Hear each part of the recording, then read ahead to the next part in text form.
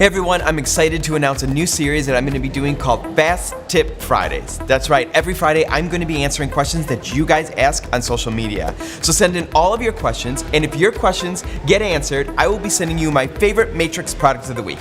Okay everyone, we're going to start with a couple questions from social media. Sue Duda, excuse me if I'm getting your name wrong, asked what is going on for must-have colors for fall. So must-have colors for fall are kind of all over the board. Right now we're seeing a lot of watercolors. Think like, watered down greens and watered down blues. And ultimately we think like those colors belong in high fashion trends and really cool, edgy people, but you know what? It could be done really beautifully on a beautiful brunette. So look to those tones. We're doing some of those on the shoot this week. We're gonna be sending them to you real soon. Okay, another question here. Michael White asked, what is the latest with Fringe? They're not going away.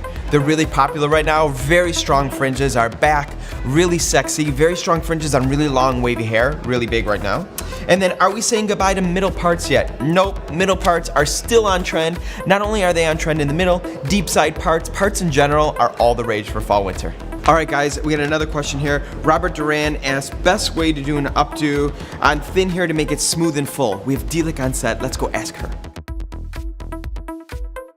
One of the techniques that I use all the time that I love is using a micro crimping iron right at the base. Cool. So depending on how much volume you want, so you can go about 1 inch from the base to 2 inches, and if the hair is really, really fine, I would go all the way through, or maybe alternate every other section.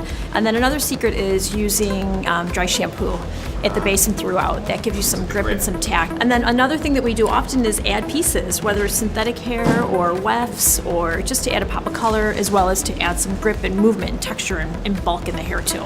Last question, this is a fun one. Camille asked, what kind of shenanigans do a stylist get on behind the scenes of a trend shoot? So we're gonna go over to Michelle O'Connor for that one because she's queen of shenanigans.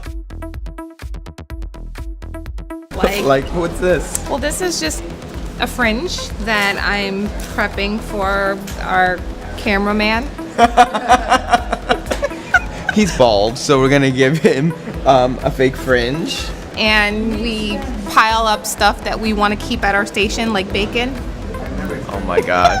And I noticed by the end of the week that my toolkit gets smaller and smaller and smaller because they steal everything from me. We take whatever we think Nick has that's good, and we put it in our suitcase, and he's like, where's my this? And we're like, I don't know. Well, there you have it from Michelle O'Connor. Thanks for the question, Camille. So I threw the question out there. If anybody wants to know what's happening for fall winter trends, and a couple people said fall winter, question mark. We're going into spring summer. What happened to that? So it's kind of funny because in the fashion beauty industry, we're always one season ahead because we have to curate these looks. But it's a great question. Here we are, beginning of April. What's happening for spring summer? So a few trends we're seeing right now. Tortoiseshell, really big, beautiful blended hair color. Balayage, ombre hair color, but beautifully blended from light to dark and dark to light. That's really popular for spring summer. So today we answered 5 questions, but every Friday I'm gonna pick my top 3 questions and give you a fast tip on Friday. So you never know where I'm gonna be. Some days it's gonna be in the car on the tollway, sometimes it's gonna be in an airport, sometimes it's gonna be on a trend shoot. Thanks for submitting your questions. Can't wait till next Friday.